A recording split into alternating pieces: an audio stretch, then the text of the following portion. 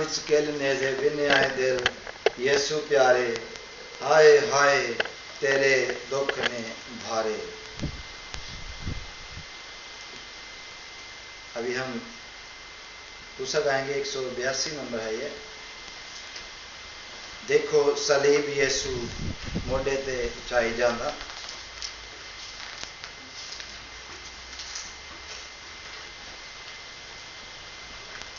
दूसरा नंबर गीत है ये, गीत नंबर 182। देखो सलीब यीशु मोढे ते चाई जांदा, पापां दी कैद विचों सानू छुड़ाई जांदा, अन्नियां नू नैण देंदा, दुखियां नू चैन देंदा, कोड़ियां नू साफ करदा, मुर्दे जवाई जांदा।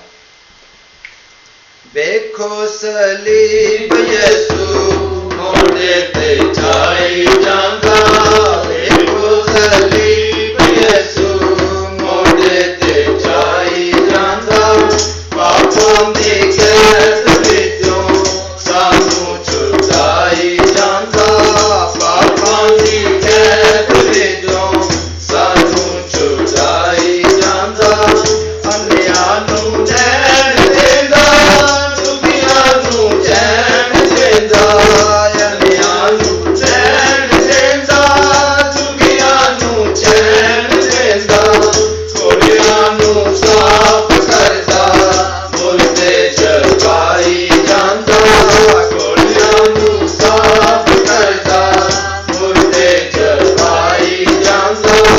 देखो सलीब यीशु मोढे ते चाई जांदा, कोड़ियां दी मार नाल पिंडा होया लालो लाल, कोड़ियां दी मार नाल पिंडा होया लालो लाल, साडी नजात लइयो खून बहाई जांदा, साडी नजात लइयो खून बहाई जांदा।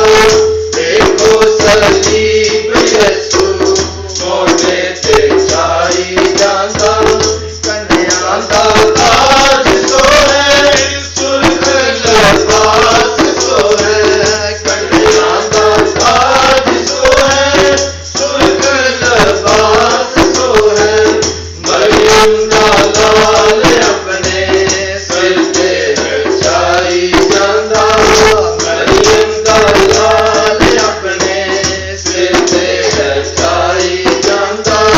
देखो सलीब यीशु मोढे ते चाई जांदा, दिखदा मसीहा जांदा, थाई थाई लेदे जांदा, दिखदा मसीहा जांदा, थाई थाई लेदे जांदा, दुनिया दे पाप खातर सूली उठाई जांदा, दुनिया दे पाप खातर सूली उठाई जांदा।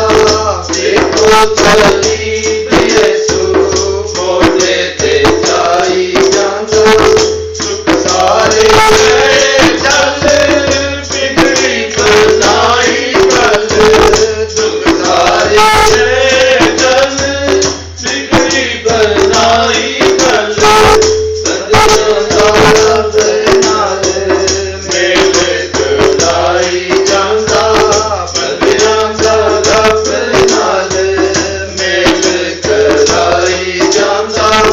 देखो सलीब यीशु मोढे ते चाई जांदा, पापां दी कैद विचों सानू छुड़ाई जांदा। हालेलुया। खुदावंद की तारीफ हो कि इससे पहले कि यीशु मसीह मसलूब किए जाते, खुदावंद के कलाम में हम पढ़ते हैं ज़बूर 22 में कि और भी बहुत सारे हवाले हैं जिसमें खुदावंद यीशु मसीह की मसलूबियत को पेशन गोई के तौर पर बयान किया गया है। और हम गुड फ्राइडे वाले दिन हम देखेंगे कि किस तरह ये कोई अचानक या कोई हादसा इस तरह की बात नहीं है, कि कोइंसिडेंट नहीं है किस तरह से हुआ, बल्कि ये जो प्रोडिक्शन है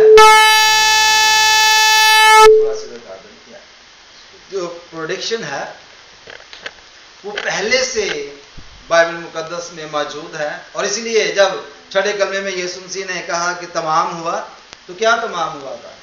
कि जो बातें उसके हक में लिखी गई थी उनका होना जो था वो तमाम हो गया।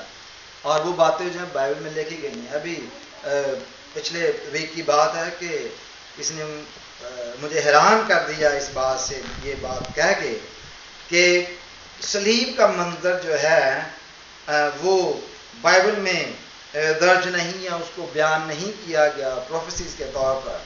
लेकिन मैं ये आपको बताता चलूं कि ये गलत है। बाइबल में हर कदम जो यीशु मसीह ने उठाया सलीब तक, वो पूरे का पूरा वहां बयान किया गया है। अब देखा जाए ज़बूरों की किताब में इसका ज्यादा बयान मिलता है, सारे कलमे जो इसमें मिलेंगे आपको। अब इसमें जो ज़बूर की किताब है, बाज़ इसको एक शायरी या पोइट्री समझते हैं। पोइट्री जो है इसके ये दो तरह की जो है इसको मैं लेता हूँ। एक रूहानी पोइट्री होती है जो स्पिरिचुअल शायरी आप उसको कह लें होती है, और एक फिजिकली तौर पर जो हमारी दुनियावी पोइट्री है। जो दुनियावी पोइट्री होती है ये तो हम अंडरस्टैंड कर सकते हैं, और इसमें भी प्रोडिक्शन की जाती हैं दुनियावी तौर पर भी। क्योंकि बहुत सारी आप बुक्स जो हैं वो शायरी की पढ़ें तो उसमें आपको मिलेंगे, बहुत सारी प्रोडिक्शन मिलेंगी जो प्रोफेसीज की हुई हैं लोगों ने मिलेंगी। क्योंकि वो लोग बड़े अक्लमंद होते हैं जो पोइट होते हैं, जो शायरी करते हैं।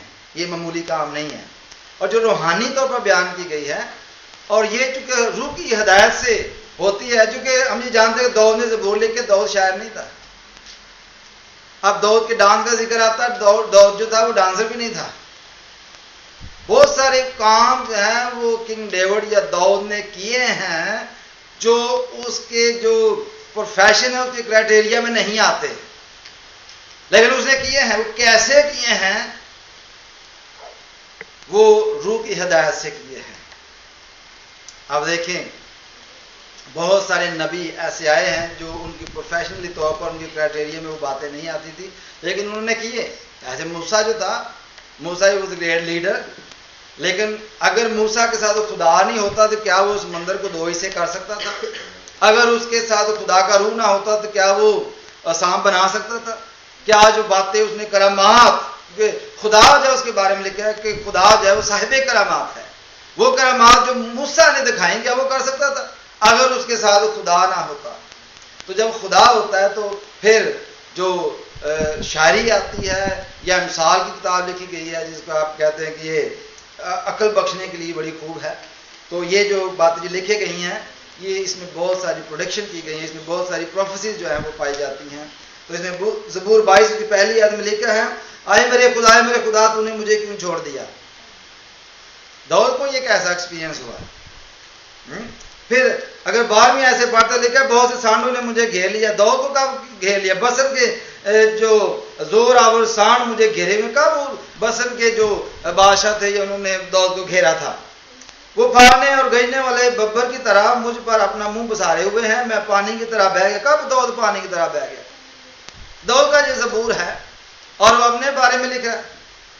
ये खुदा यीशु मसीह की पूरी जो है वो पिक्चर जो है वो बयान की गई है। मेरी सब हड्डियां उखड़ गई। कब दाऊद की हड्डियां उखड़ गई थी? इसी मेरा दिल मोम की मानंद हो गया, वो मेरे सीना में पिघल गया, मेरी कुव्वत ठीकरे की मानंद खुश्क हो गई और मेरी जुबान मेरे तालू से चिपक गई। कब चिपक गई उसकी जुबान तालू से? कोई जानता है? बाइबल में कोई ऐसा हवाला मिलता है कि दाऊद की जुबान जो तालू से चिपक गई थी और वो बड़ा प्यासा था, उसने कहा कि मुझे प्यास लगी है, मैं प्यासा हूं, जाए खुदा मुझे उन्हें क्यों छोड़ दिया? अगर जंप करे थोड़ा सा आगे तो अगर ज़बूर 31 में देखे तो 5वीं आयत में लिखा, मैं अपनी रूह तेरे हाथों में सौंपता हूं। यह भी दाऊद का ज़बूर है, मैं अपनी रूह तेरे हाथों में सौंपता हूं। तो ये इस तरह की जो बातें लिखी हुई ये सारी यीशु मसीह के हवाले से हैं। और मेरे भाई और बहनों, बाइबल में जितने भी कदम यीशु मसीह ने उठाए सलीब तक, सबका जिक्र जो है वो बाइबल में पाया जाता है और इससे परेशान होने की बात नहीं है और ना होना ही चाहिए, क्योंकि खुदावंद जो है वो हमारी मदद करता है कि हम खुदा के कलाम में से ऐसी बातों को ढूंढें और इस पर अमल करें। हालेलुया। ज़बूर गीत नंबर 184 अब गाएंगे, साडे गुनाह बदले यीशु नसार होया। ये सब खड़े हो जाएंगे खुदावंद की तारीफ में। और गीत नंबर 184 सॉन्ग नंबर 184 गाएंगे, साडे गुनाह बदले यीशु नसार होया, सूली उत्ते बर्ची खा के साडा गम ख्वार होया। अरशां दी शाही छड्डी, शान खुदाई छड्डी, चरनी विच आदम बन के यीशु उतार होया। Praise the Lord. साडे गुनाह बदले यीशु नसार होया, साडे गुनाह बदले यीशु नसार होया, सूली ते बरछी खा के साडा गमख्वार होया, सूली ते बरछी खा के साडा गमख्वार होया। अरशां दी शाही छड्डी, शान खुदाई छड्डी, अरशां दी शाही छड्डी, शान खुदाई छड्डी, चरनी विच आदम बन के यीशु उतार होया, चरनी विच आदम बन के यीशु उतार होया। साडे गुनाह बदले यीशु नसार होया, ताज दे कंधे चुभदे, हड्डी पैर खिलने चुभदे, ताज दे कंधे चुभदे, हड्डी पैर खिलने चुभदे, सालम दाने दारो दे सीने तो पार होया, सालम दाने दारो दे सीने तो पार होया। साडे गुनाह बदले यीशु नसार होया, यीशु दे मुँह दे झुकदे, मार मार मुक्के हसदे, यीशु दे मुँह दे झुकदे, मार मार मुक्के हसदे, सारियां दे नाल उसदा सीना सरदार होया, सारियां दे नाल उसदा सीना सरदार होया। साडे गुनाह बदले यीशु नसार होया, यीशु नाल जेड़ी होई मरियम तो पूछे कोई, यीशु नाल जेड़ी होई मरियम तो पूछे कोई, जिसने सीने दा टुकड़ा सूली असवार होया, जिसने सीने दा टुकड़ा सूली असवार होया। साडे गुनाह बदले यीशु नसार होया, सूली ते बरछी खा के साडा गमख्वार होया। आइए हम दुआ करें। सब साल खुदावंद की हुजूरी में झुक जाएंगे और हम ये खास वक्त है कि हम दुआ में गुजारेंगे। सब दुआ करेंगे, सब अपनी आंखें बंद करेंगे और सब ही दुआ करेंगे। हालेलुया।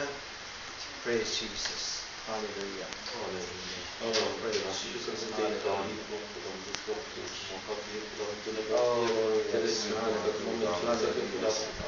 खुदावंद तो नहायत अजीम और मोहब्बत और शफ़क़त से भरा हुआ खुदावंद है।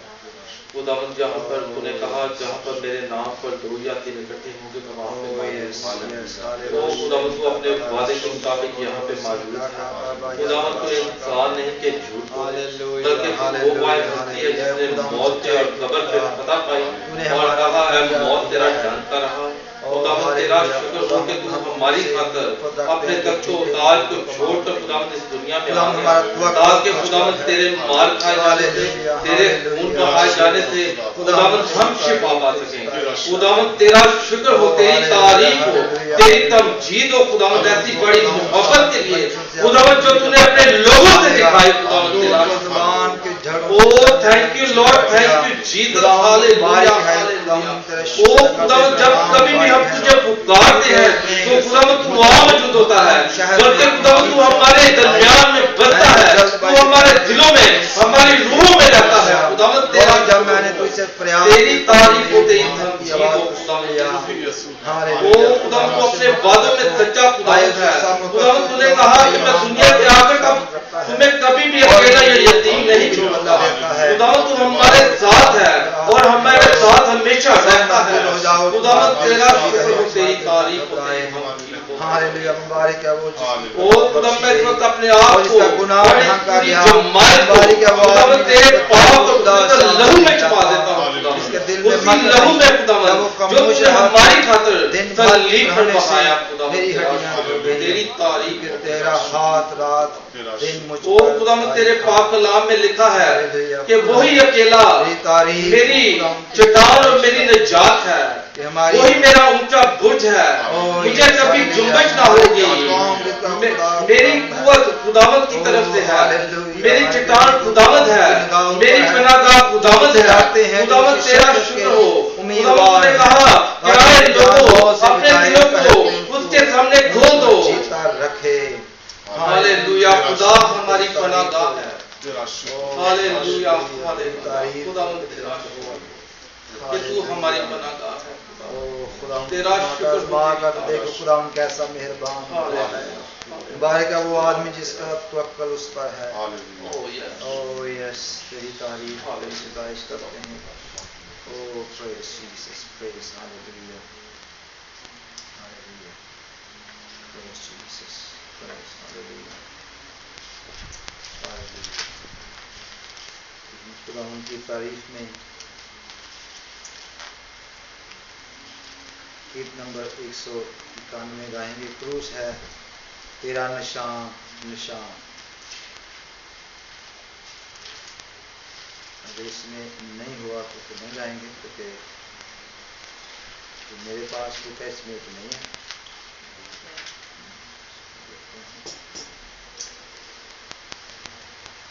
रूल नंबर 291 है, सॉरी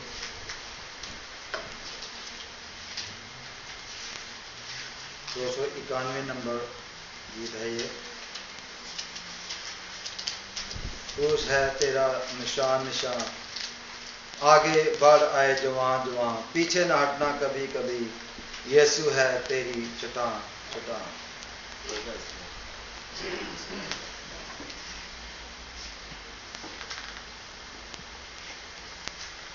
क्रूस है तेरा निशान निशान, आगे बढ़े जवान जवान, पीछे न हटना कभी कभी, यीशु है तेरी चट्टान चट्टान। क्रूस है तेरा निशान निशान, आगे बढ़े जवान जवान, पीछे न हटना कभी कभी, यीशु है तेरी चट्टान चट्टान।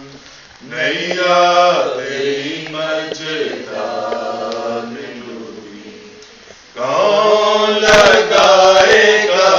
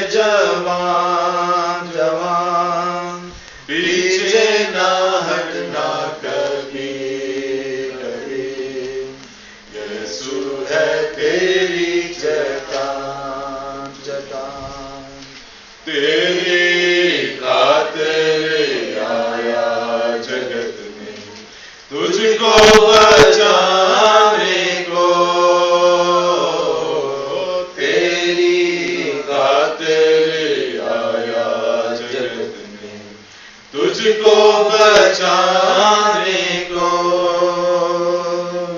तेरे ही लिए यीशु ने खोला, तेरे ही लिए यीशु ने खोला मुक्ति के दर को। क्रूस तेरा निशान निशान, आगे बढ़े जवान जवान, पीछे ना हटना कभी कभी। यीशु है तेरी चट्टान चट्टान, बढ़ता चला जा तू साथ मसीह के, उसमें है जिंदगी। बढ़ता चला जा तू साथ मसीह के, उसमें है जिंदगी। आइंदा जहां में पाएगा तो, आइंदा जहां में पाएगा तो अबदी जिंदगी।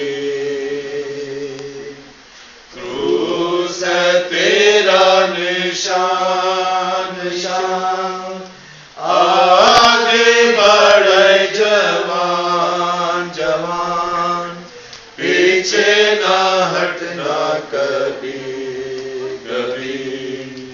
यीशु है तेरी चट्टान चट्टान, यीशु है तेरी चट्टान चट्टान।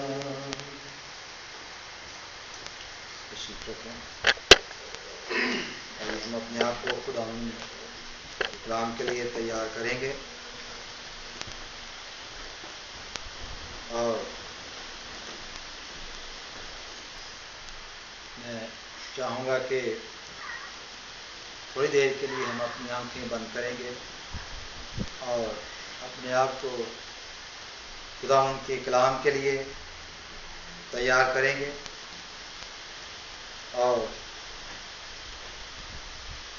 अपने ज़हनों को खुदा की तरफ लगाएंगे, क्योंकि ये बड़ा स्पेशल वक्त होता है जिसमें हम अपने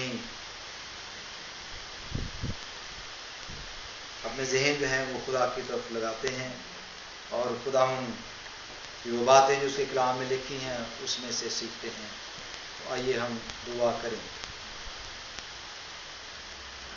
जलाल से बड़े जिंदा जलाली आसमानी खुदा, तेरा शुक्र अदा करते हैं, तेरी तारीफ करते हैं कि खुदा तूने हम सबको अपनी शबी पर बनाया।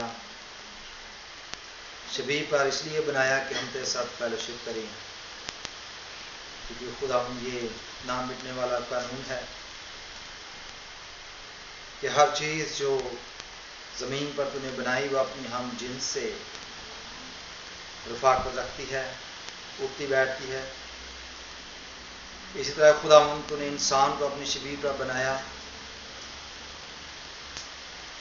ताकि हम तेरे साथ फेलोशिप कर सकें, और वो फेलोशिप जो है वो बाग़-ए-अदन में टूट गई, अलग हो गए। और फिर खुदा तूने अपने बेटे के खून के वसीला से हम सबको ख़रीद लिया ताकि खुदा हम तेरे ले पाले बेटे और बेटियां बन जाएं। खुदा मैं तेरा शुक्र अदा करता हूँ आज इस लम्हा के लिए, तो खुदा तूने हमारी ज़िंदगी में बख्श दिया है ताकि हम तेरे कलाम पर गौर करें और इसमें से सीख सकें। ताली खुदा तेरा शुक्र अदा करते हैं, तेरी तारीफ करते हैं। इसी के पाक और मुकद्दस मीठे नाम से मांग लेते हैं, आमीन।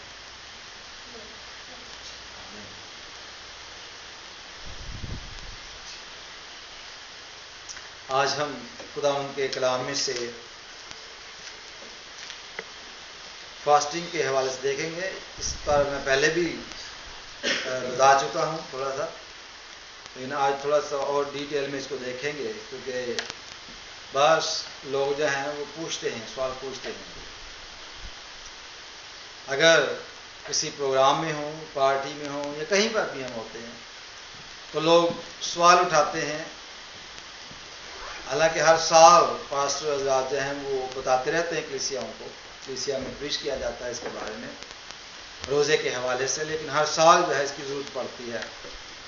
बच्चे जब बड़े हो जाते हैं वो सवाल करते हैं, क्योंकि उनको स्कूल में दूसरे बच्चे जो उनके हम ख्याल या सेम फेथ के नहीं होते वो सवाल उठाते हैं।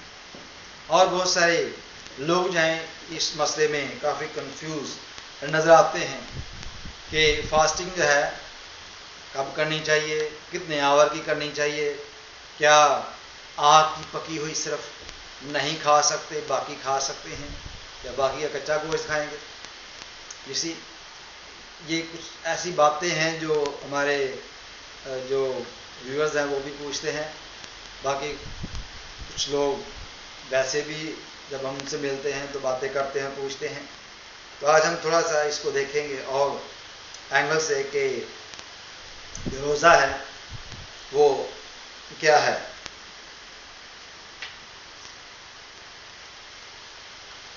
पहले मैंने रोज़े के हवाले से बताया था,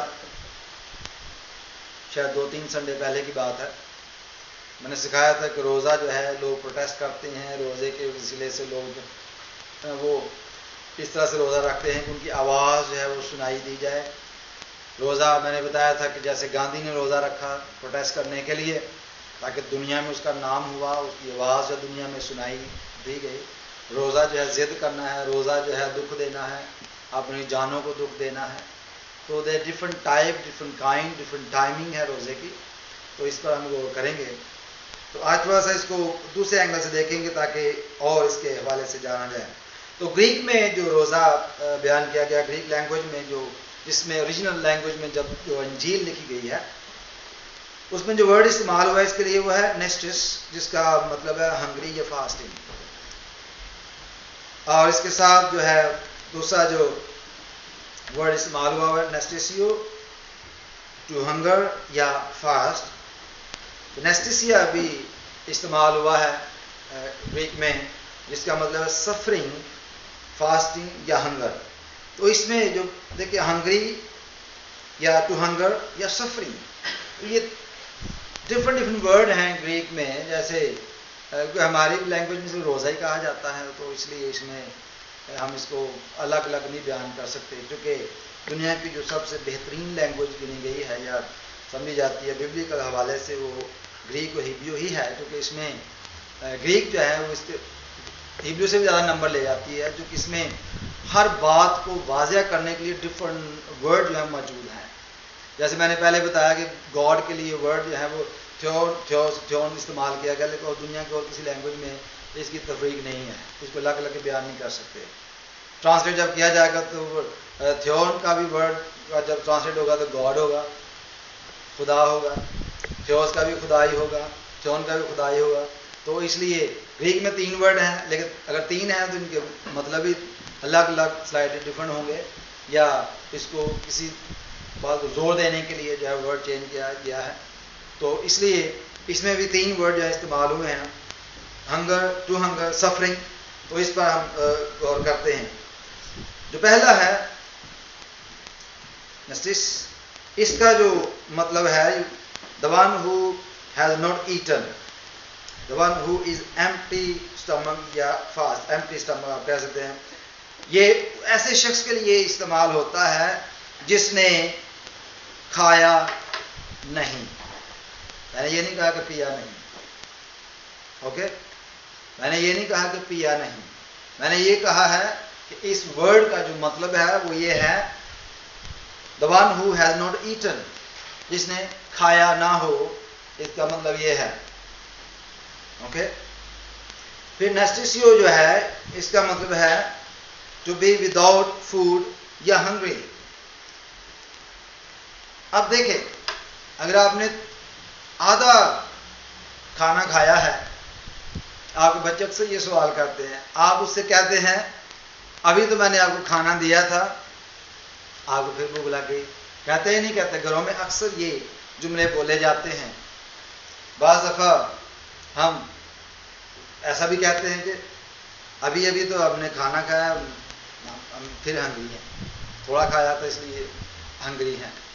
तो इसको इस मीनिंग में लिया जाता है, the one to be without food, या उसमें कम खाया हुआ वो हंगरी है, तो वो उसको भी फास्टिंग में ही गिना जाता है, जो कि स्टिल वो हंगरी है। खाना तो उसने खाया लेकिन स्टिल वो हंगरी, थोड़ा खाया है, स्टिल वो हंगरी है। तो पहला जो वर्ड है उसको मैंने बताया है कि the one who has not eaten completely, वो एम्प्टी स्टमक है, उसने कुछ खाया नहीं। दूसरा जो वर्ड है उसका मतलब है विदाउट फूड और हंगरी, जिसमें आप ये कह सकते हैं कि उसने खाया लेकिन स्टिल हंगरी है। तो इस तरह की ये जो वर्डिंग होती है इसको अंडरस्टैंड करना जो बड़ा जरूरी होता है। नेस्टेसिया जो वर्ड इस्तेमाल हुआ है, या नेस्टेशिया, क्योंकि मेरी ये लैंग्वेज नहीं इसलिए मैं उसको बयान तो करना चाहता हूँ। मैंने इसको सीखने की कोशिश भी की थी ग्रीक को, लेकिन it's quite hard to learn, फिर मैंने इसको छोड़ दिया क्योंकि इसके जो वर्डिंग है उसको प्रोनाउंसिएशन जो है उसमें थोड़ी थोड़ी डिफरेंट आ जाता है।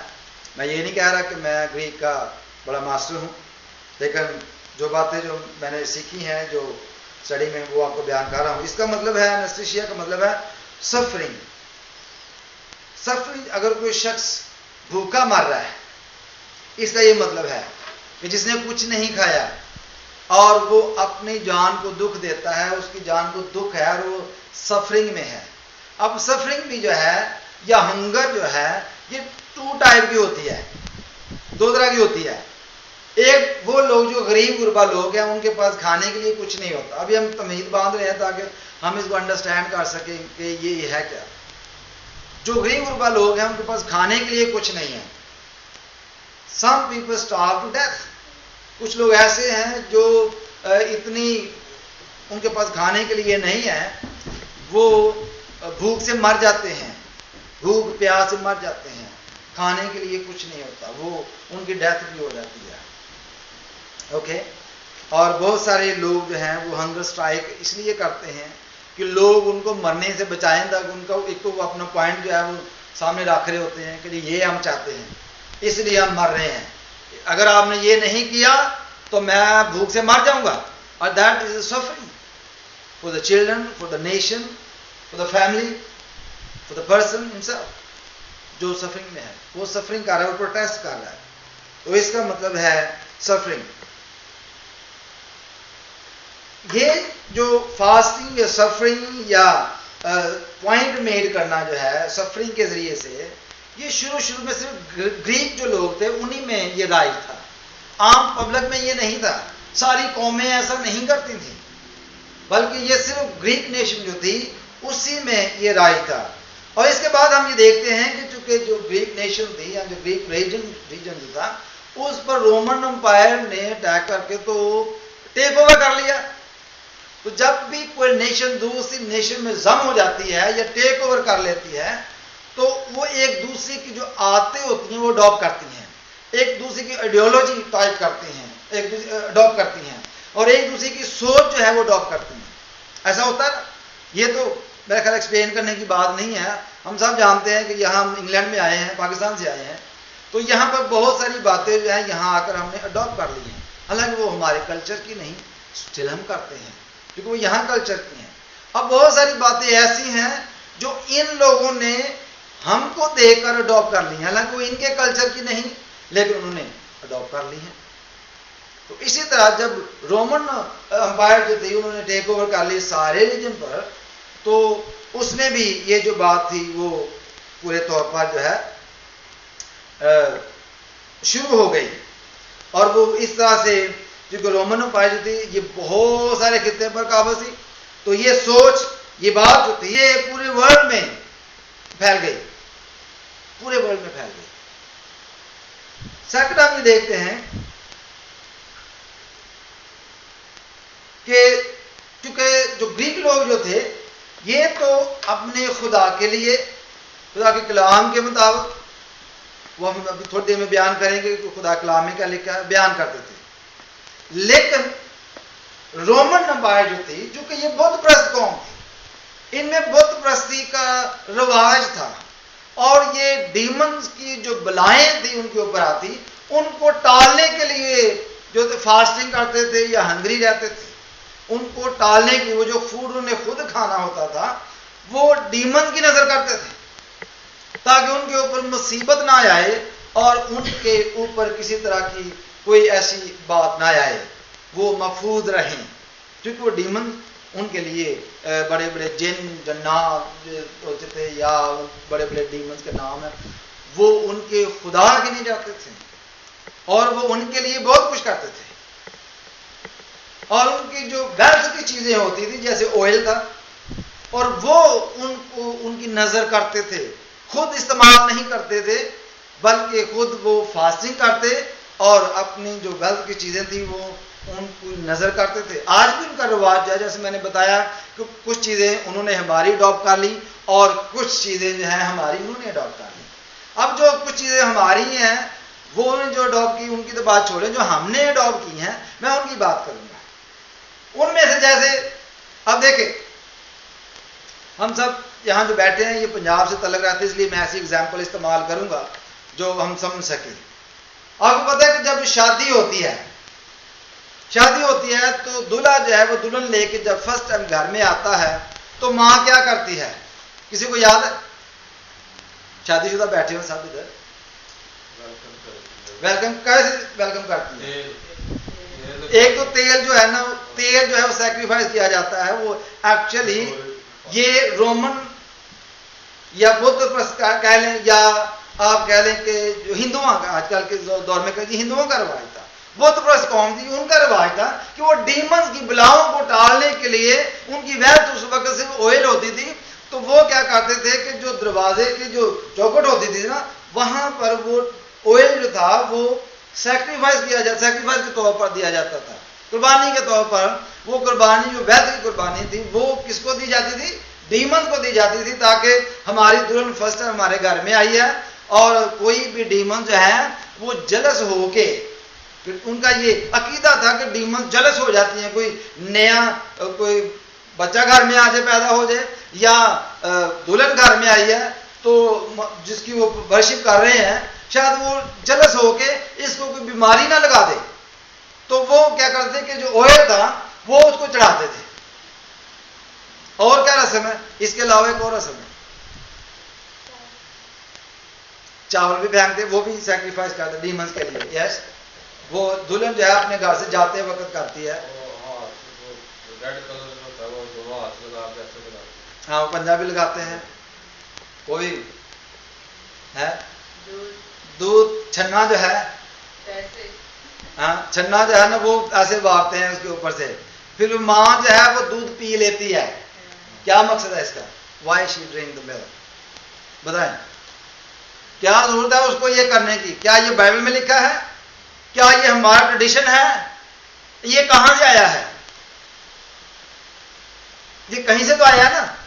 हम करते हैं, आज भी होता है, आज भी लोग करते हैं, ना समझी में करते हैं, पता नहीं है ये कहां से आया है।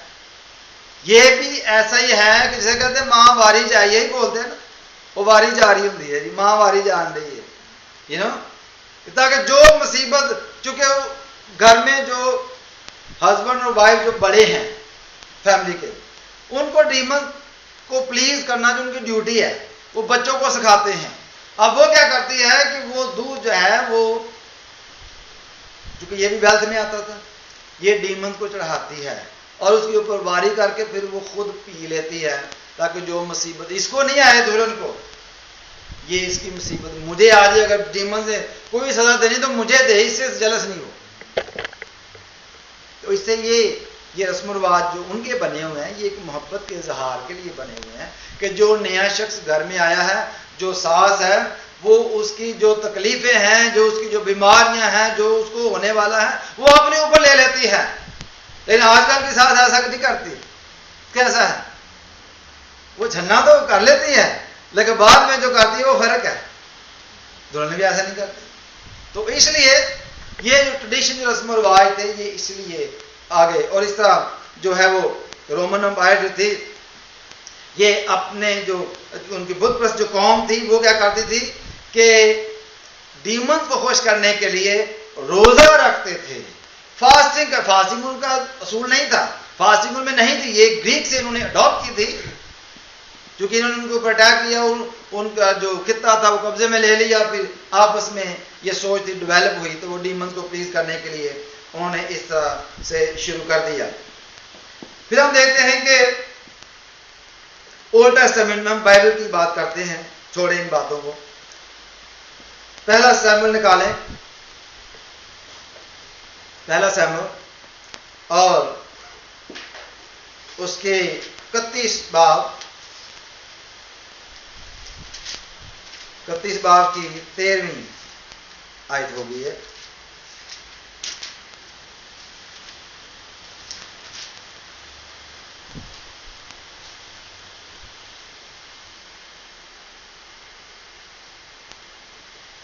इकतीस बाब की ये आखिरी जो आयत है, इसको हम देखते हैं। इसमें यहां पर रोजे का जिक्र आएगा। और उनकी हड्डियां लेकर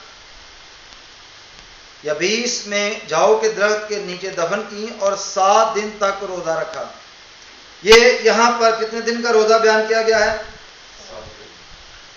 7 दिन का रोजा जो है वो बयान किया गया है। ठीक है,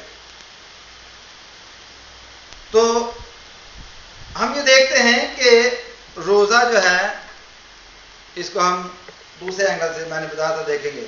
यहां पर जो रोजा है ये 7 दिन का जो है वो बयान किया गया है। ठीक, फिर हम दूसरी हवाला देखते हैं, वो है खरूज की किताब, उसका 34 बाब निकालें। खरूज की किताब उसका 34 बाब और उसकी 28 जो है वर्ष वो देखेंगे। खरूज की किताब उसका 34 बाब उसकी 28 आयत में लिखा है, सो वो 40 दिन और 40 रात वहीं खुदावंद के पास रहा। ये मूसा की बात हो रही है। ओके, और ना रोटी खाई ना पानी पिया, और उसने उस लोहों पर उस अहद की बातों को यानी 10 हुकाम को लिखा। ओके, तो ये रोजा जो है मूसा ने 40 दिन और रात का एक रोजा रखा, जिसको हम 40 रोजे भी कहते हैं। देख, ना कुछ का इसमें कोई ब्रेक नहीं आई। रोजे में जब ब्रेक आएगी तो वो रोजा गिना जाएगा। वो 7 दिन का एक रोजा था, ये 40 दिन का एक रोजा है। उन्होंने मातम की सूरत में जब हड्डियों को दफन किया, जब फलस्तीनियों पर उन्होंने फतह हासिल की इसराइल ने, तो वो अपने बुजुर्गों की हड्डियां वहां से लेकर तो उन्होंने दूसरी जगह पर दफन की। जब वहां पर ऐसा उन्होंने किया तो उन्होंने 7 रोज का रोजा रखा, 7 दिन का रोजा रखा, उसमें कोई ब्रेक नहीं है। 7 दिन का रोजा रखा। इसमें 40 दिन का रोजा मूसा ने रखा है, और ये 10 कमांडमेंट रिसीव करने से पहले उसने रखा। उसके बाद उसको 10 हुक्म जो थे वो मिले। 10 हुकाम की प्रिपरेशन में खुदावंद की हुजूरी में इसने 40 दिन और 40 रात ना कुछ खाया ना कुछ पिया, और 40 दिन का इसने रोजा रखा। डैनियल जो था उसने अपनी जो विजन रिसीव करने से पहले रोजा रखा। फिर हम ये देखते हैं कि जो फास्टिंग है ये अपने आप को हम्बल करने के लिए भी की जाती है। रोजा जो है अपने आप को हम्बल करने के लिए भी रखा जाता है। खुदा का कलाम रिसीव करने के लिए इसने रखा। 10 हुक्म जब रिसीव किए तो रोजा रखा। अफसोस करने के लिए 7 दिन का रोजा रखा गया। फिर हम देखते हैं कि अपने आप को जो इतना खुदा की हुजूरी में लेके जाने के लिए रोजा रखा डैनियल ने, क्यों उसने उसके बाद विजन जो थी वो रिसीव की। फिर हम देखते हैं कि दूसरा सैमुएल 12:16 में हम देखते हैं कि अपने आप को हम्बल करने के लिए इंडिविजुअली तौर पर खुदावंद के लोग जो थे वो रोजा रखते थे। फिर यिर्मयाह 14:12 में हम देखते हैं कि प्रेयर और फास्टिंग आपस में ये बड़ा वो है तलक है। यिर्मयाह निकालें, यिर्मयाह 14 बाब उसकी 12वीं आयत देखते हैं।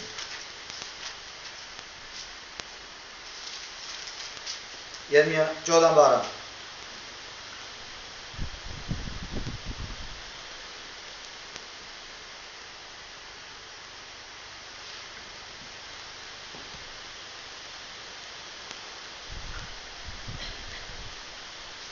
और खुदावंद ने मुझे फरमाया कि इन लोगों के लिए दुआए खैर ना कर, क्योंकि जब ये रोजे रखें तो मैं इनका नाला न सुनूंगा। जब सोदी कुर्बानी और हदिया गुजराने तो कबूल न करूंगा, बल्कि मैं तलवार उकार वबा से उनको हलाक करूंगा। रोजा जब जो है वो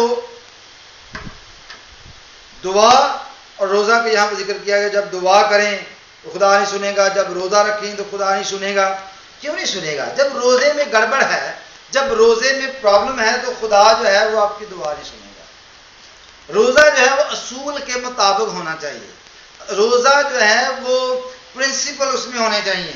रोजा जो है विदाउट प्रिंसिपल जो है वो बेकार है। खुदा कहता है कि मैं आपकी आवाज को नहीं सुनूंगा। हालेलुया। एक बार फिर पढ़ देता हूं, 11वीं आयत से लिखा, और खुदावंद ने मुझे फरमाया कि इन लोगों के लिए दुआएं खैर ना कर, क्योंकि जब ये रोजे रखे तो मैं उनका नाला ना सुनूंगा, और जब सोदी कुर्बानी और हदिया गुजराने तो कबूल ना करूंगा। लेकिन जवाब किससे मैं दूंगा? तलवार से और काल से। आज जो है दुनिया में जो लोग हैं समझते नहीं कि दुनिया में हो क्या रहा है, क्योंकि यीशु मसीह की आमद जो है वो बहुत जल्द मुतवक्का है, और लोग इस बात को बिल्कुल टाल रहे हैं। पहली बात ये करते हैं कि खुदा है नहीं, नंबर 1। दूसरी बात ये करते हैं कि जब कोई विवाह आती है तो उसको टाल देते हैं, क्योंकि साइंसदान जो है वो इस बात को प्रूव करना चाहता है कि जो डिजास्टर होता है ये नेचुरल डिजास्टर है। You see? इंसान जो है वो खुदा को भूल चुका है। इंसान खुदा के कलाम पर अमल नहीं करना चाहता। बेदीनी का बढ़ जाना जो है ये बाइबल मुकद्दस में यीशु की आमद की एक निशानी है। अब जो है वो बेदीनी इस हद तक बढ़ गई है कि आप सोच भी नहीं सकते। हद जो है उससे आगे चली गई है बेदीनी। लोग जो है दीनदारी के काम नहीं करते, रोजे नहीं रखते, लोग दुआ नहीं करते, और बहुत सारे काम ऐसे हैं जो खुदा के कलाम के मुताबिक हैं वो नहीं करते।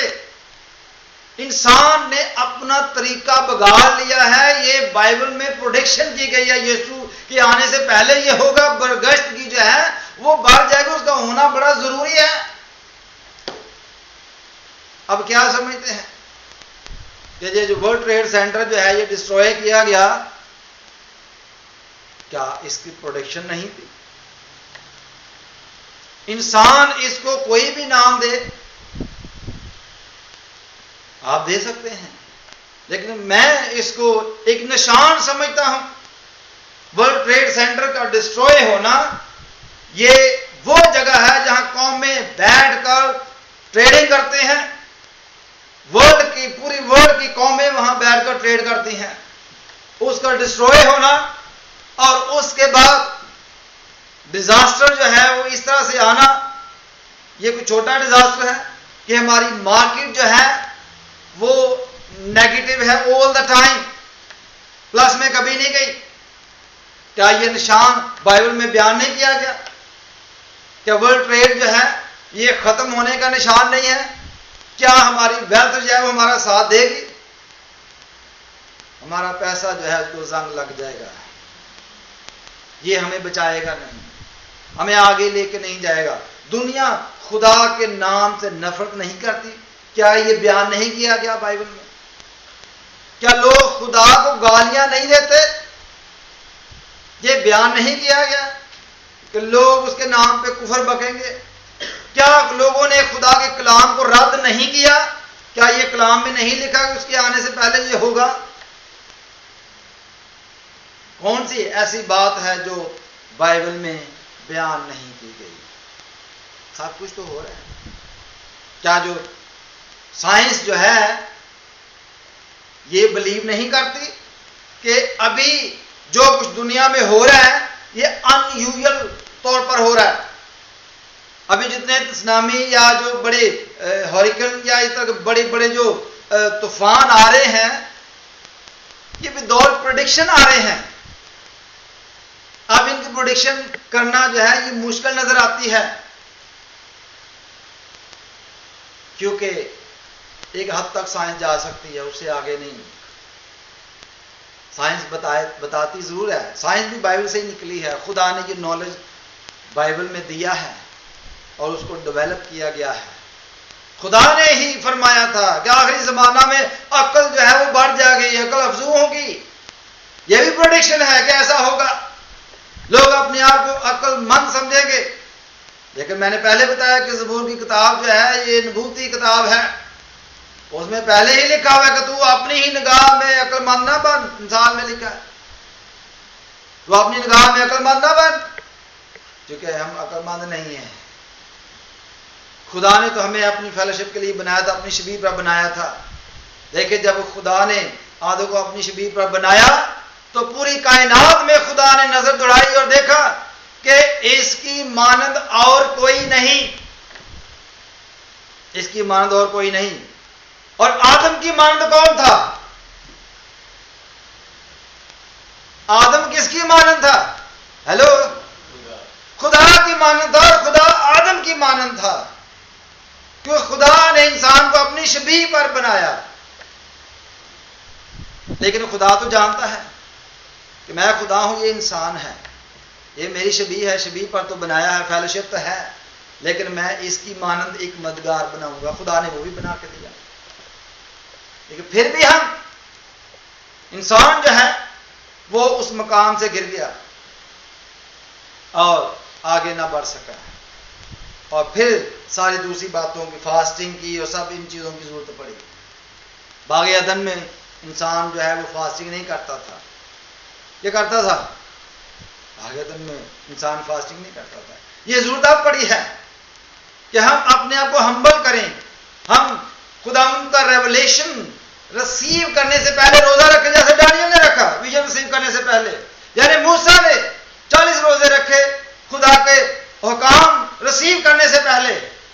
खुदा यीशु मसीह ने 40 रोजे रखे मिनिस्ट्री को शुरू करने से पहले। लोग मातम की सूरत में भी रोजे रखते हैं अफसोस करने के लिए, जैसे मैंने बताया कि 7 दिन का उन्होंने रोजा रखा। लोग ऐसा करते हैं। हालेलुया। फिर जजेस में हम देखते हैं 20 बाब क़ज़ात की किताब में, क़ज़ात की किताब उसका 20 बाब उसकी 26 आयत जो है,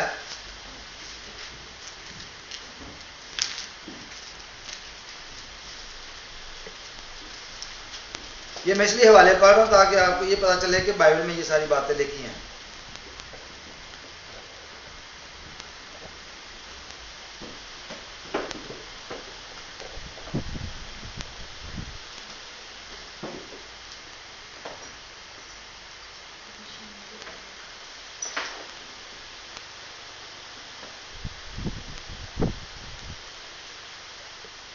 और यहां पर जो है ये आस्तर की किताब में भी लिखा है। आस्तर 4 बाब उसकी 16वीं आयत में 20 की 26 में ये शाम तक का रोजा जो है वो बयान किया गया है। फिर 7 डेज का पहला सम 31-13 में हमने पढ़ा है।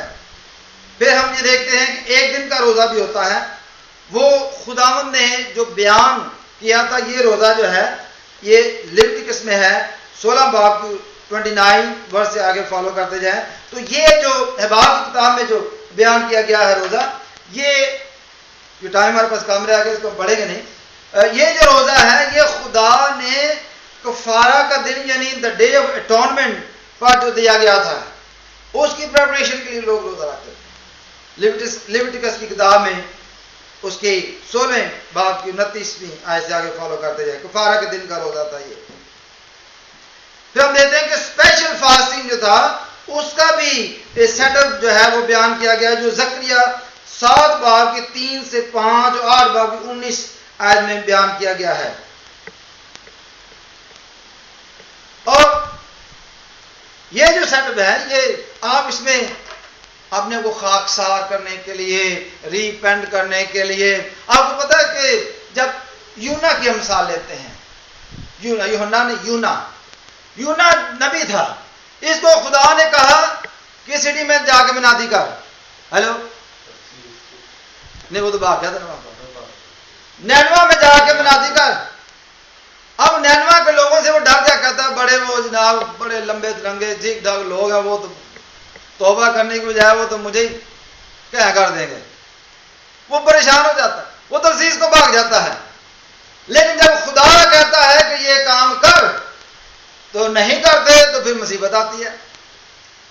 जब खुदा ने इसको कहा तो फिर उस पर मुसीबत आई, लोगों ने उठा, अब स्टोरी का आपको पता है, संडे स्कूल से हम सीखते आए हैं कि उसको समंदर में फेंक दिया जाता है, समंदर से फिर मछली के पेड़ में चला जाता है, वो बैरी जहाज का काम करती है, ला के कहाँ फेंक देती है, उसको नैनवा में फेंक देती है। अब वहां पर वो मुनादी करता है, उसको पता चल गया कि अब मेरी खैर नहीं है, खुदा ने मुझे नहीं छोड़ना, अब ये काम करना ही करना। जब उन्होंने मुनादी की तो खुदा का नबी है, उसने मुनादी की कि भाई आप तौबा कर लो वरना खुदा का गजब जो है वो नाज़िल होने वाला है। और उन्होंने क्या किया कि बादशाह समेत तौबा कर ली, जमीन पर बैठ कर रोजा रखा, ख्वाब जो है वो खुदा के सामने अपने सर में डाली, अपने आप को पस्त कर दिया बादशाह समेत, और उन्होंने तौबा की और वो कौम बच गई। अब यूना जो था उसको बड़ी प्रॉब्लम हो गई। अब ये खुदा को डायरेक्ट हो जाता है, कहता है खुदा बस अब तू मेरी जान ही ले ले, मैंने नहीं जिंदा रहना। वह क्या हो गया, और मुझे पहले ही पता था तूने इनको माफ कर देना, करा दी ना मेरी बेइज्जती, मेरी बेइज्जती हो गई है, मुझे पहले ही पता था। या तुझे पहले पता था तो उधर क्यों भाग गया था, जहां यही काम नहीं किया तुमने। वो बड़ा नाराज है, कहता है कि अच्छा तू इस वजह से नाराज है। फिर खुदा ने उसको समझाया क्या कि जहां वो था वहां पर एक रात को खुदा ने के बेल लगाई, वो उसने, क्योंकि वहां धूप थी, उसने साया किया, रात होगी साया हो गया। और दूसरे दिन क्या खुदा ने किया कि कीड़ा भेजा और उसकी जड़ को काट दे, वो सूख गई। अब अंदाजा लगाएंगे उसमें कितनी गर्मी उस वक्त हुई कि वो जड़ काटने से कितनी जल्दी सूख गई, और उसका जो छप्पर बनाया था उससे वो छाव नहीं थी, वो चली गई। अब वो बड़ा परेशान, खुदा ने पूछा कि तू इस बेल की वजह से परेशान है? जाहिर सी बात उसका जवाब ही है कि यस, उसी वजह से परेशान। तू इसकी वजह से क्यों परेशान है कि ना तूने इसको लगाया, ना तूने इसको पानी दिया, ना तूने इसकी खिदमत की, तुझे इसका बड़ा फिक्र है। तू मेरी तरफ गौर नहीं करता, जिसने इंसान को पैदा किया, उसको रखा, और उसमें बच्चे भी थे, हैवान थे, जानदार थे सारे, और मैं उनको मार देता। फिर जाकर उसकी बात समझ में आती है कि इन्होंने खुदा के सामने खाकसार बनकर रोजा रखकर दुआ की है, तब ये बचे हैं। रोजा जो है ये खुदा के गजब को टाल देता है। रोजा और दुआ जैसे बदरूहें भाग जाती हैं, ऐसी नस्ल जो दुआ रोजे के बगैर नहीं जाती। दुआ तो लोग करते हैं, लेकिन साथ रोजा हो तो फिर शैतान ठहर नहीं सकता आपके सामने। यीशु मसीह ने जब मनादी शुरू की तो 40 रोजे रखे, और उसके सामने कौन सी चीज ठहरती थी? कोई चीज उसके सामने नहीं ठहरती थी। एक तो फैसला हुआ कि उसके शागिर्द फेल होकर आए, तो खुदा यीशु मसीह ने उनको बताया कि ये नस्ल जो है ये रोजे और दुआ के बगैर नहीं जाती। तो रोजा जो है इसकी वैल्यू है, रोजा रखना चाहिए, मैं मना नहीं करता, लेकिन ये जो सेटअप जो किया गया है, ये रोजा ये इख्तियारी रोजा है, 40 दिन का रोजा है। अगर ये रोजे गुजर जाएं तो इसके बाद ही आप रोजा रख सकते हैं, अपनी बीमारी को दूर करने के लिए, दूसरों के शिफा के लिए, अपनी शिफा के लिए, अपने इंटरव्यू के लिए, आप किसी भी बात के लिए मकसद रख के, ये प्रिंसिपल है कि कोई सामने मकसद होना चाहिए। क्या लकीर के फकीर नहीं बना जी, रोजे आ गए हैं बस 40 दिन मैंने तो रोजे रखने हैं। रोजा जो है, ये पिछली स्टडी में बता चुका हूं कि शाम 6 बजे शुरू होता है और अगली शाम 6 बजे खुलता है, जो इस कैलेंडर के मुताबिक यही है। तो अगर आप कुमरी कैलेंडर के मुताबिक जाते हैं, आजकल जो कैलेंडर चलता है, तो आप सुबह 6 बजे रख सकते हैं। उनका दिन जो था वो शाम को खत्म होता है और शाम को ही शुरू होता है। हमारा दिन सुबह ही शुरू होता है और सुबह जो है खत्म हो दूसरा शुरू हो जाता है। तो आप अपना हिसाब लगा सकते हैं। आप रोजा जो है वो विदाउट फूड रख सकते हैं और उसमें आप रोजा जो है कुर्बानी देना है, आप फूड की कुर्बानी दे। आप लोग जो है, मैंने यहां तक सुना है कि सिगरेट पीने का रोजा रखते हैं, क्यों? उनके लिए यही आदत जो है वो उनके लिए गुलामी की तरह मजबूरी है। रोजों में लोग जो है वो प्ले स्टेशन खेलना शुरू बंद कर देते हैं। रोजों में और बहुत सारी चीजें जो हैं वो आप छोड़ देते हैं। और सिर्फ छोड़ना तो नहीं है ना, देखिए रोजों में आपने क्या किया कि आपने गिव अप कर, बहुत सारी चीजें गिव अप कर दी, उसका कोई मकसद है गिव अप करने का? गिव अप करने का तभी मजा है कि आप उसके साथ दुआ भी करें, खुदा के साथ वक्त गुजारें। क्या मूसा ने रोजा रख के तो भंगड़ा डालने चला गया था? मूसा रोजे रख के खुदा की हजूरी में बैठा था। दानियल जो था, क्या वो रोजा रख के तो क्या बांसुरी बजाने गया हुआ था? क्या करता था? खुदा की हजूरी में बैठा हुआ था। जो लोग मातम के लिए रोजा जिन्होंने रखा, क्या वो रोजा रख के तो अपने जानवरों को चारा काटने के लिए चले गए थे? मुकम्मल तौर पर वो मातम करते थे। अगर दाऊद ने रोजा रखा जब उसका बेटा बीमार था, तो उस घड़ी तक उसने रोजा रखा जब तक उसका बेटा जिंदा था। जब वो मर गया तो रोजा खोल लिया। रोजा जिद करना है खुदा के साथ। वो उसकी हेल्थ के लिए, उसकी हेल्थ के लिए दुआ कर रहा था कि खुदा इसको स्पेयर कर दे। खुदा की हजूर में बैठा रहा। उसने बादशाही का तख्त छोड़ दिया था, वो अपने तख्त पर नहीं बैठा हुआ था। लेकिन हम क्या करते हैं कि हम रोजा रख के सब कुछ ठीक है, रोजा तो रखा हुआ है ना, रोजा तो रख, बाकी सब ठीक है। रोजा जो है प्रिंसिपल के मुताबिक रखें, फिर उसका असर देखें। जब प्रिंसिपल के मुताबिक जो है वो रोजा रखते हैं तो उसका फिर असर भी होता है।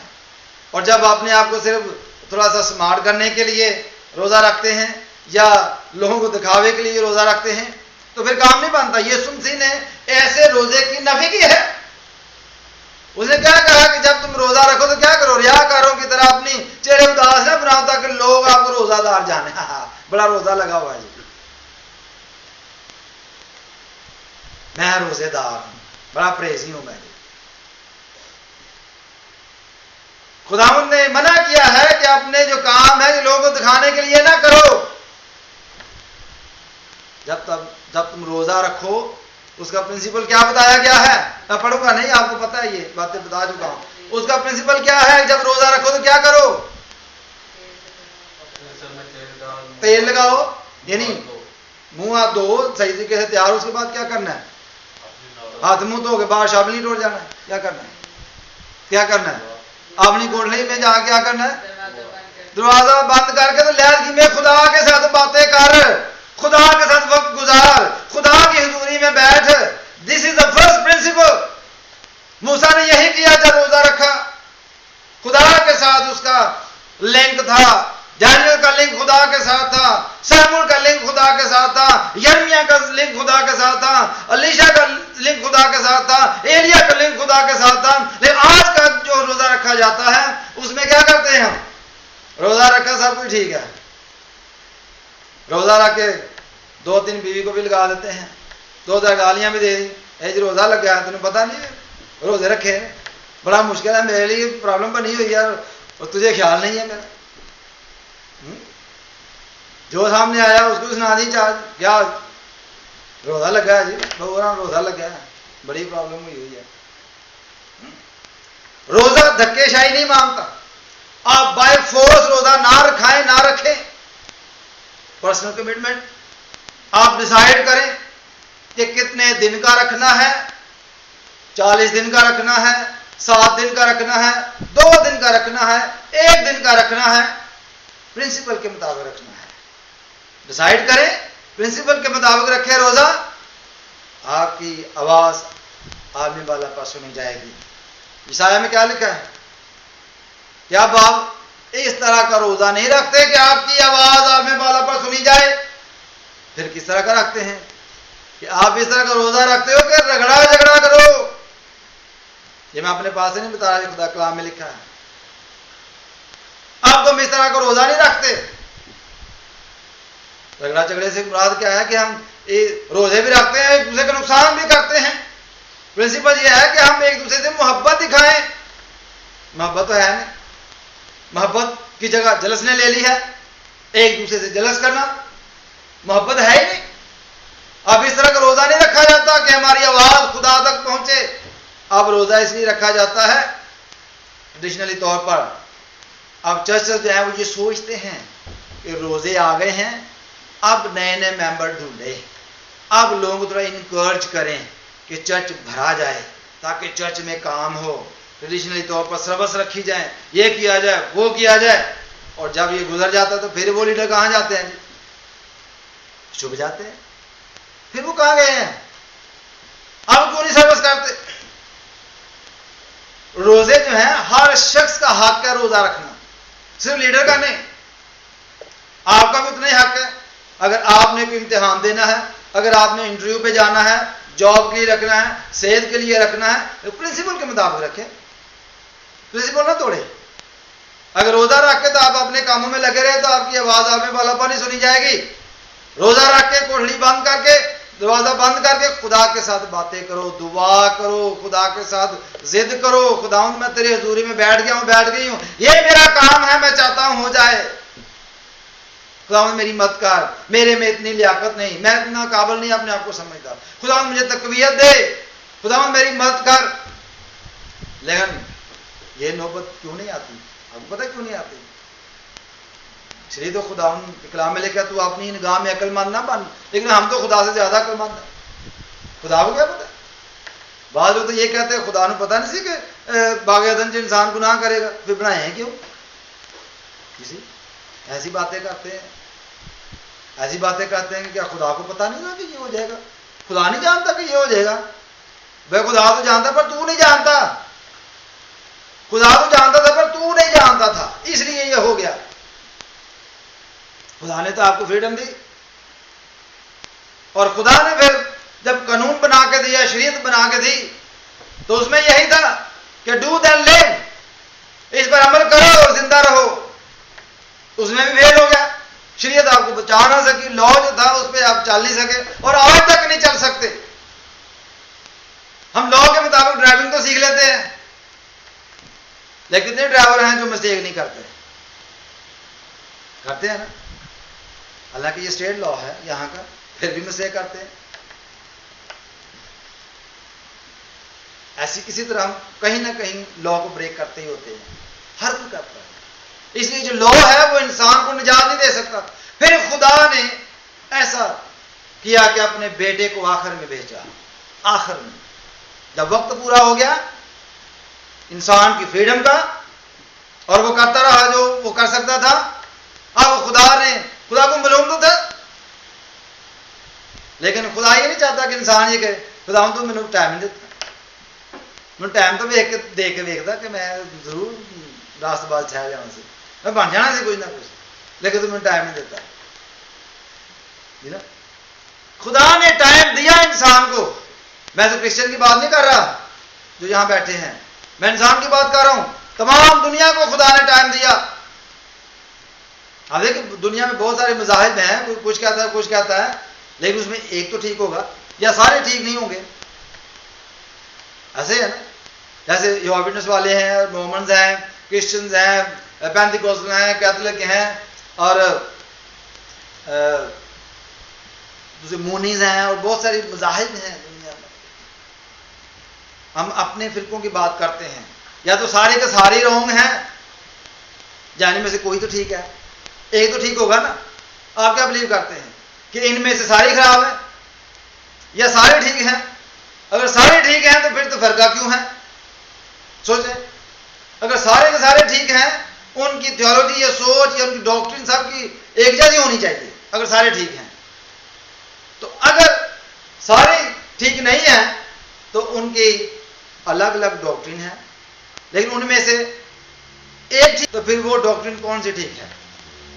और उसको मैं नाम देता हूं बिब्लिकल डॉक्ट्रिन, जो बाइबल की डॉक्ट्रिन है। किसी इंसान की डॉक्ट्रिन पर अमल ना करें। बाइबल में कहीं पर भी ये सेटअप नहीं बताया गया कि 40 रोजे आप पर फर्ज हैं। ये कहां से आ गए, कैसे आ गए? ये चर्च की वजह से आ गए। चर्च ने ये डिसाइड किया है, खुदा ने डिसाइड नहीं किया। ये बात याद रखें, ये चर्च ने डिसाइड किया है, ये खुदा का फार्मूला नहीं कि आप 40 रोज रखे। खुदा का फार्मूला ये है कि जब तू रोजा रखे तो प्रिंसिपल के मुताबिक रखे और अपनी कोठरी बंद कर, दुआ के साथ वक्त गुजार, दुआ में खुदा के साथ वक्त जो है वो स्पेंड कर, खुदा से बातचीत कर। खुदा तेरे दिल की मुरादों को पूरा करेगा। खुदा जो पोशीदगी में है, आगे वादा क्या है, वो क्या करेगा जी? जब तू पोशीदगी में खुदा के साथ बैठेगा, बात करेगा, दुआ करेगा, तो खुदा जो पोशीदगी में है वो क्या करेगा? वो सुनकर क्या करेगा? उसका जवाब देगा, उसका जवाब देगा। अब जवाब जो है, जैसे मिसाल के तौर पे अगर आप मेरे पास आते हैं, मेरे घर में आ गए कि जी भाई साहब ये काम है हमारा, ये आपने करना है, तो उसमें दो जवाब होंगे, या नहीं होगा, यहां होगा। तो खुदा के बारे में लिखा कि वो सुनकर आपको जवाब देगा कि ये तेरा काम होगा या नहीं होगा। ये मत समझे कि हाँ मैंने रोजा रख लिया है, मैंने खुदा से दुआ भी कर लिया, अब तो होगा ही होगा।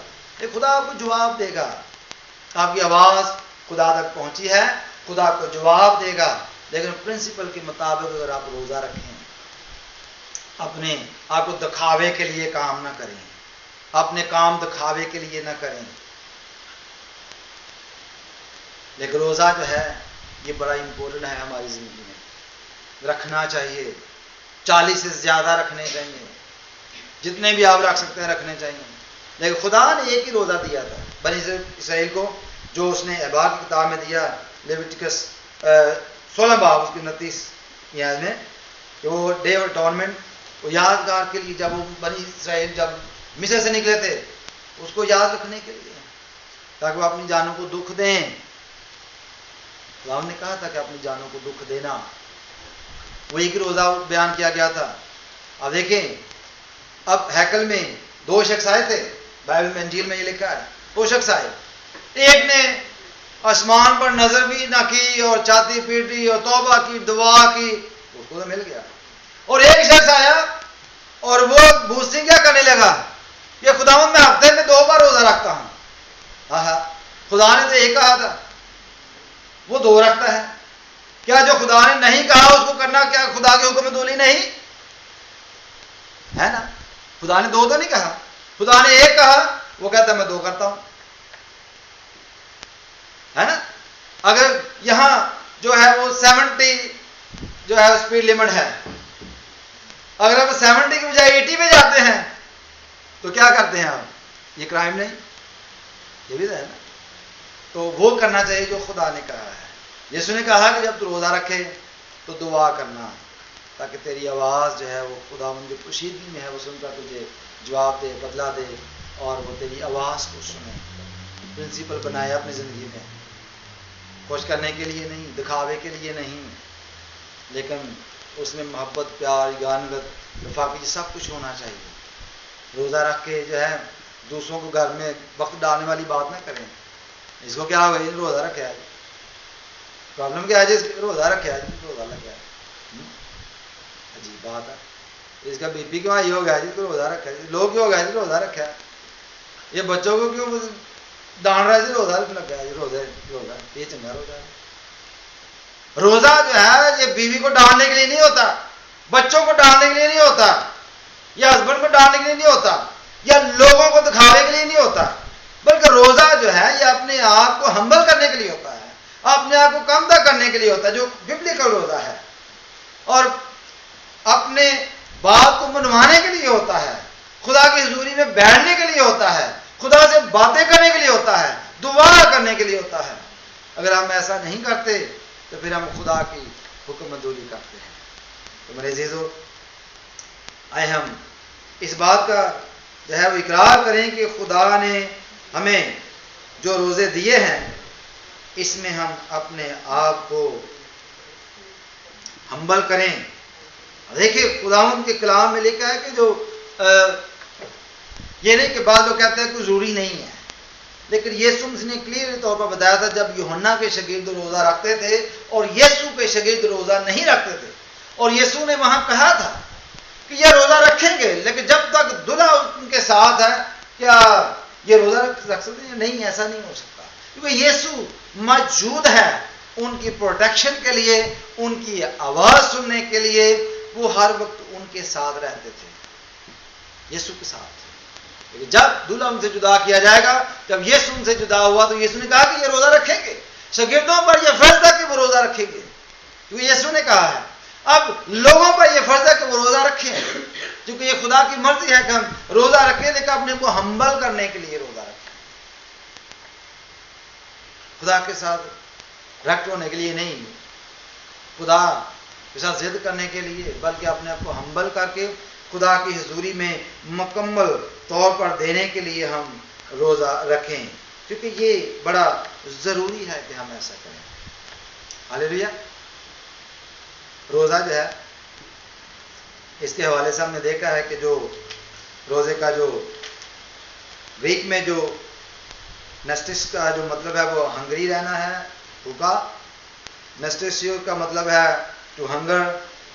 नेस्टेसिया का या नेस्टेशिया का जो मतलब है वो सफरिंग, सफरिंग।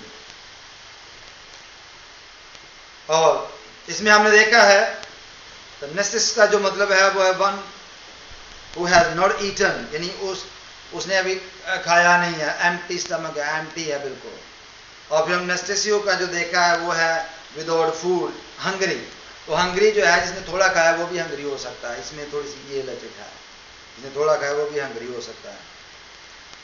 क्योंकि पिछली स्टडी में सारा बता चुका हूँ, इसलिए ज़्यादा इसको मैं जोर दे के नहीं बता रहा, क्योंकि रोज़ा जो है ये विदाउट फूड भी होता है, विदाउट वाटर एंड फूड होता है। रोज़ा 1 दिन का होता है, 2 दिन का होता है, रोज़ा 7 दिन का है, 40 दिन का है, रोज़ा कमिटमेंट के मुताबिक है।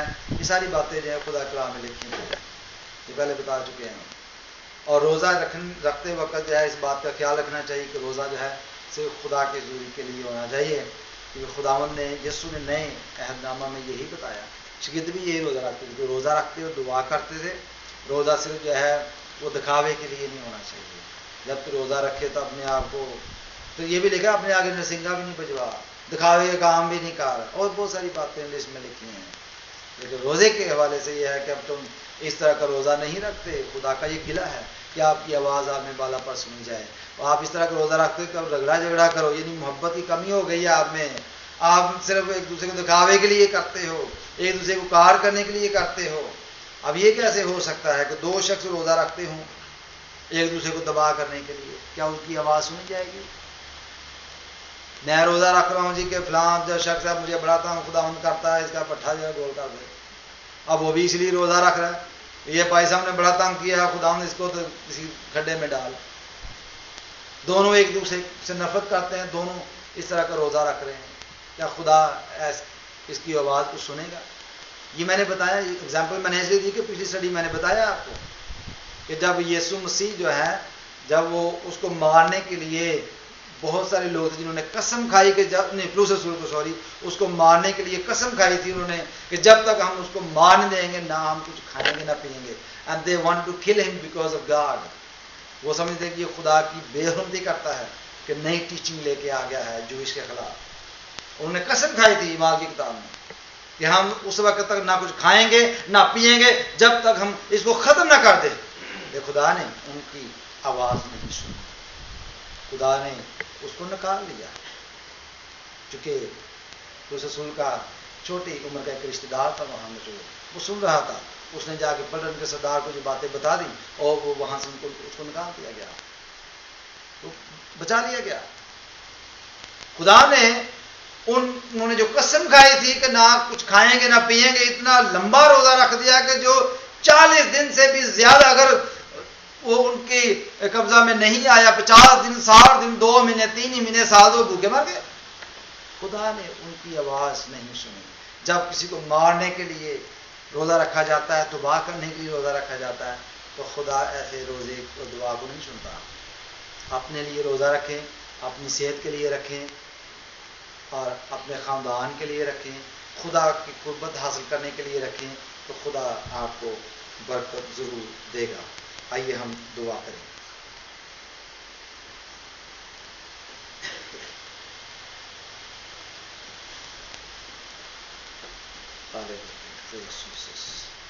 सब साल खुदा उनकी हजूर में जुट जाएं और दुआ करेंगे। तो मैं दरख्वास्त करूंगा भाई शमीम से कि वो दुआ में रहनुमाई करेंगे। भाई शमीम।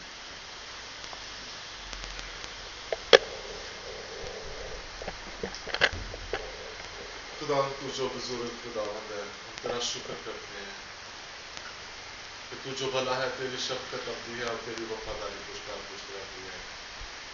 हम तेरा शुक्र करते हैं खुदावंद कि तू जगह जगह से इकट्ठा करता है और खुदावंद तू अपनी दुनिया से दूर एक करता है।